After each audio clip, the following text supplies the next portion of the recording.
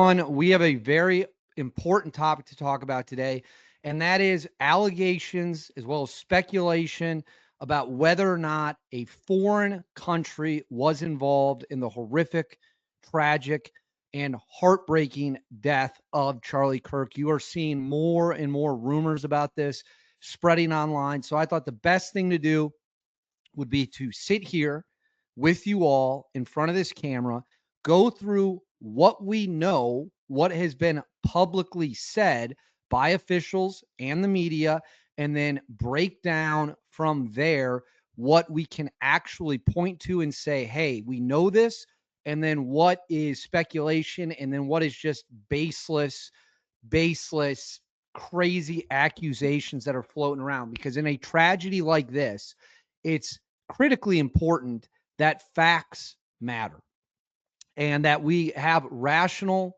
calm, level headed conversations.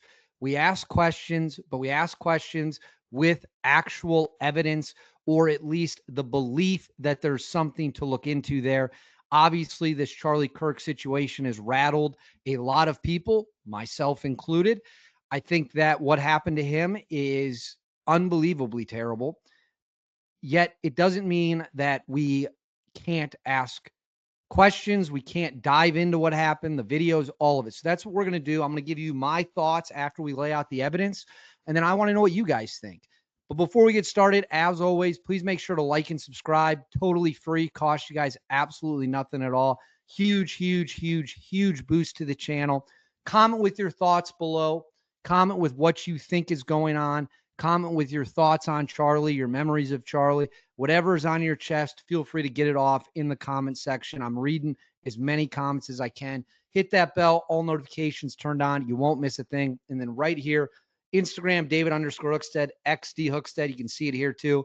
That's where you can find me on social media. My DMs are open. If there's any tips or anything you want to send me, please send me them there. And now let's get into it. As everybody knows, Charlie was killed on September 10th at Utah Valley University when a gunman shot and struck him in the neck from roughly 200 yards away from an elevated firing position. The suspect, who's been taken into custody, is named Tyler Robinson. He was taken into custody after his dad turned him in. I know Kash Patel went out there and tried to claim this was some big victory for the FBI. The reality is they had almost nothing to go on. And there was very little information they shared with the public other than some grainy security camera photos. Tyler allegedly confessed to his dad. His dad then turned him into the authorities. That is what we know for a fact. We further know Tyler was apparently deeply involved in online culture, different dark web forums, different I don't know if they're called chat rooms. I don't know what kids call them these days or how they work. And some of these groups that he was speaking to and speaking with were very dark in nature, incredibly nihilistic almost in nature. And that might be the most polite way to say it. So we know this. Spencer Cox, the governor of Utah, has said that he had a far left ideology. This is backed up by witnesses. And we know that some interesting information has surfaced about the person he was living with. We can't even talk about that on YouTube without the video getting taken down. So we're not going to. You can research that for yourself out there. It didn't take long once this started and this information came out or pretty much as soon as the shooting happened, for people to point fingers and wonder if a foreign government had to be involved. I'm going to play a series of videos here where we're going to get all this out in the open, kind of where that came from, all that stuff, and what motivated that speculation. And then we're going to break down, is it actually possible? What are people saying behind closed doors in DC? What are people involved with the investigation or no Charlie? What are they saying? I want everyone to have an open mind, and I'm going to explain to you how this situation works. Remember, I talked about the chat rooms. Well, I will explain a little bit about how that could work.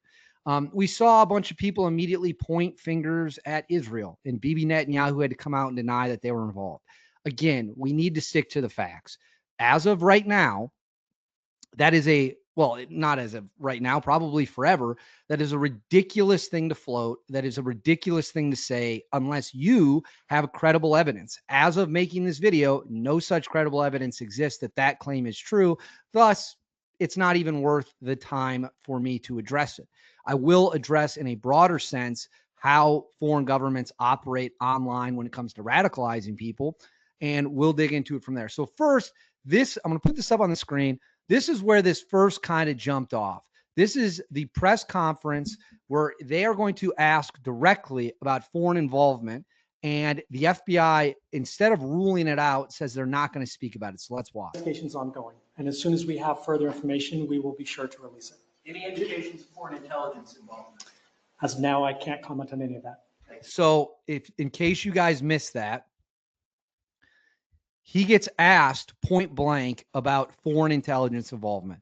Let's watch it again. The investigation's ongoing. And as soon as we have further information, we will be sure to release it. Any indications of foreign intelligence involvement? As of now, I can't comment on any of that.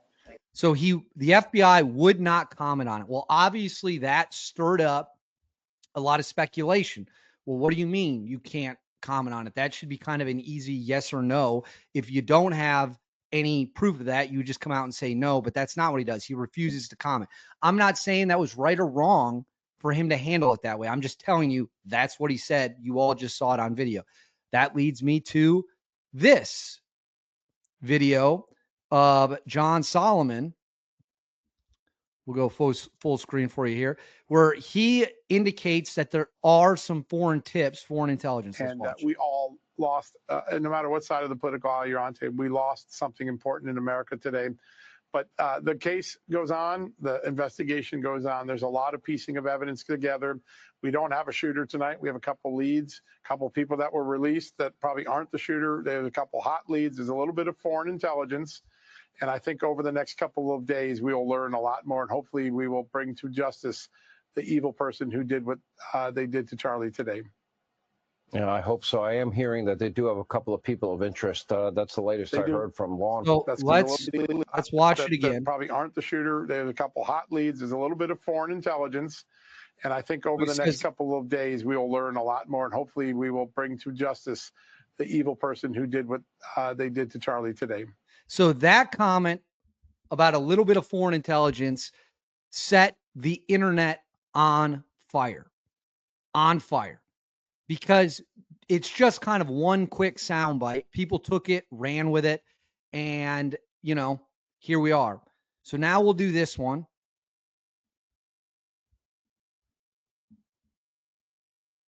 I don't know. Can you guys see that? Is it up on the screen? It is. Let's watch it. Just add a word note for those people who are spending so much time on. So this is again Utah Governor Spencer Cox addressing. He's going to make some comments about foreign influence in this situation. Let's watch. Social media. I think Charlie said it best, that when things get bad, we should put our phones down and spend a little time with our families. There is a tremendous amount of disinformation. We are tracking our team, the state team, and I'm sure the federal team as well. What we're seeing is our adversaries want violence. China, we have bots from Russia, China, all over the world that are trying to instill disinformation and encourage violence. I would encourage you to ignore those, to turn off those streams, and spend a little more time with our families. We desperately need some healing. We'll have more to say about that in the days and weeks to come. More than anything, we are going to catch this person. So right there, Utah Governor Spencer Cox said during a press conference that the Russians and the Chinese were using Charlie's death to immediately whip people into a frenzy, sow chaos, sow confusion, sow anger, and bots were going online to promote this. I have no doubt that's true. And I'll explain why here shortly. And in fact, the Russians, let me throw this up on the screen. This comes from Newsweek. It says Russian officials use Charlie Kirk's death to attack Ukraine. Scroll down a little bit. says Russian officials allied with Vladimir Putin, who's of course the leader of Russia, have responded to the assassination of conservative activist Charlie Kirk by blaming the left and Ukraine supporters for political violence in the U.S. Former Russian President Dmitry Medvedev and Kirill Dmitriev, a key Kremlin negotiator with the Trump administration over Ukraine, weighed in on the shooting of Kirk, founder of the right-leaning youth organization Turning Point USA. Kirk was popular in Russia for his anti-NATO stance and criticism of Ukraine President Zelensky. Medvedev linked the murder to supporters of Kiev, while Dmitriev reposted a video showing alleged leftists in full celebration mode over Kirk getting shot. Obviously, there were a lot of people who celebrated it, and that is disgusting and appalling. A manhunt for the killer is ongoing, and no motive has been confirmed. The Russians were pushing this narrative prior to Tyler Robinson being arrested. The Russian officials' posts come amid an outpouring of condemnation across the political divide for the killing of Kirk.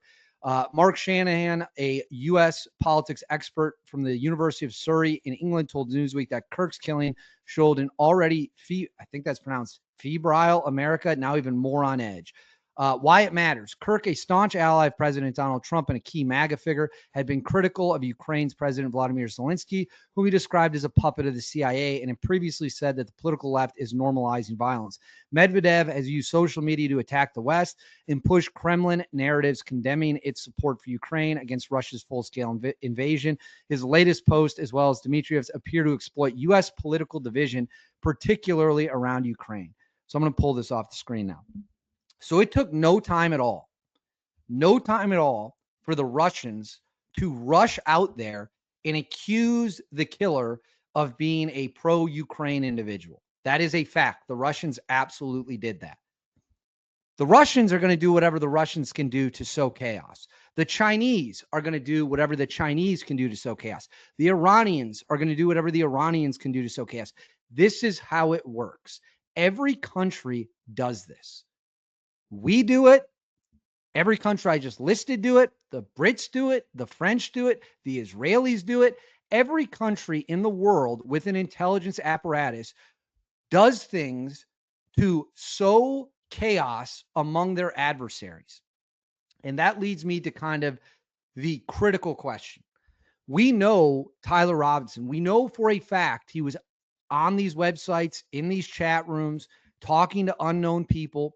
The United States government has not released those conversations. The United States government has not released the content of what was being said and who or what or who he was talking to. Did he even know who he was talking to? For those of you who don't know, there are dark corners of the internet, I would say borderline satanic, where people find themselves down these rabbit holes, get radicalized, and oftentimes the people doing the radicalizing are doing it from different countries. Happens all the time. Look at the amount of bots you see on any social media website posing as one thing, saying one thing, and the people look at the profile, they think it might be a real person. It's not. It's a foreign entity, just like Spencer Cox talked about when it came to the Russian and the Chinese. This is how it works. I'm not saying that that's what happened, but the best thing the United States government could do if they want to end speculation about foreign involvement, release all the messages, find out every single person Tyler Robinson was talking to, be able to draw a clear line of how he became radicalized, who radicalized them, what radicalized them, so that there's no doubt among the American people. Having said that, if you were a bad actor, a foreign country with bad intentions, what would you have done differently? You're never going to be able to get someone, hopefully, knock on wood, it would be horrific if it did. You're not going to be able to get an actual government official. They have protection, they've got Secret Service, and it would be an act of war. But if you wanted to sow anarchy within the United States, what would you do? What would you do? You might target a beloved national figure. You might inflame tensions within the United States. And again, it's not like one or two countries behave this way. We all do. All of our countries are online this way. All the major countries hacking each other. They are spreading misinformation. They are spreading disinformation. That is standard operating procedure. I will tell you this as well. People who are experts in this have a lot of questions that have yet to be answered. The key one being, how was Tyler Robinson radicalized? He came from what appears to be an all-American family, what appears to be an incredible support system. He was a 4.0 student. He had a top 1% ACT score, appeared very normal in his younger years, very happy in his younger years. And then something happened along the way. And we've seen this happen before. We have seen this happen before, not necessarily with a foreign entity, which again, we don't know whether or not that happened here. We know comments have been made and the US government should release all the evidence as quickly as possible to make sure there's not lingering doubt. But we have seen people become radicalized through these dark websites. We saw it in well, I got to be careful with my words here because again, YouTube can be very careful. There was a shooting not that long ago, less than a year ago, where all the evidence points to this, to a person who was normal, got online, started talking to people behind a screen, and later turned out to be radicalized, and they promoted and were encouraged to do violence. There's evidence that the Minnesota shooter could have been caught in that same loop. If you think for 1 second our enemies, China, Iran, Russia, wouldn't try to radicalize people within the United States, you are out of your mind. They would do it without hesitation. And operations like that allow it to look like their fingerprints aren't all over it. So you have the FBI who refused to talk about it. You had the governor of Utah openly stating Russia and China are using this to their advantage, which I'm sure they are, right? You had a reporter go on TV and say there were foreign intelligence signs of it. And you have the Russians immediately coming out and blaming Ukraine for the shooting, which there's no evidence of, to be crystal clear. I want to be very careful with my words. I can tell you that, again, people who do this for a living, they want to know who this guy was talking to. We all should want to know who this guy was talking to. And if it wasn't anybody other than his close circle of friends, what were they saying that radicalized them? And if we don't know who he was talking to, why do we not know? Let's go back to when Trump got shot in Butler, Pennsylvania. To this day, more than a year later, 15 months later, 14 months later, we still don't know who that guy was talking to. The government has released no evidence of how that guy got radicalized. None. They still, if you believe the official story, have not been able to get into his cell phones. How, with our government apparatus, our intelligence apparatus, can the former president, at the time the Republican candidate, now current president, get shot in the ear by a loner with no social media presence, and they can't hack into his phones? That to me is pretty odd. And the fact that we really have not been told much about Tyler Robinson, he's not cooperating, he has not confessed, is troubling to me. They need to release every message in the guy's phone. They need to release every message he ever wrote online. And they need to figure out every person he talked to along the way. And they need to figure out who they were and what their intentions were. So right now, there is no concrete evidence that a foreign country was involved. There is speculation from officials and the media. It's possible. And we have been told that Russia and China are using this to whip people into a frenzy. And on that note, I want to say I'm very proud of how peaceful the reaction from the right and the center have been. Prayer vigils, prayer meetings, churches are full. I said a prayer with my friends the night it happened when we got together on Wednesday night. You haven't seen violence. You haven't seen riots. So if foreign countries are trying to stir things up, it's not working. It's failed, which is a good thing. That is a sign of American resolve and American strength. And it's a sign of how Charlie Kirk supporters are living life the right way. But that's where we're at. There are a ton of questions that need to be answered, and people deserve answers. Charlie Kirk was brutally had his life snatched away, and those videos will haunt people forever. The images are seared into people's brains. That's the reality of the situation. And we deserve answers. We deserve to know everything we can find out about Tyler Robinson and everything we can find out about whoever he was in communication with, whoever they are. Nothing should be concealed. And if it turns out that people he was talking to on these webs were actors in a different country, that's going to bring up some very tough conversations for our government to have. But we'll have to have them. As of right now, no concrete evidence has been released to back that up. And I'm not going to sit here and float conspiracy theories. We're going to stick to what we know, and we're going to stick to what's been publicly said. But I want to know what you guys think. Let me know in the comments below. What do you think about this situation, this tragedy, this horrible situation? Please make sure to like and subscribe. Totally free. Cost you guys absolutely nothing at all. Huge boost to the channel.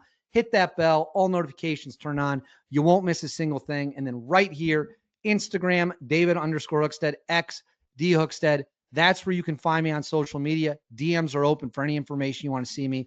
Till then, I will keep you all updated. I'll see you all next time.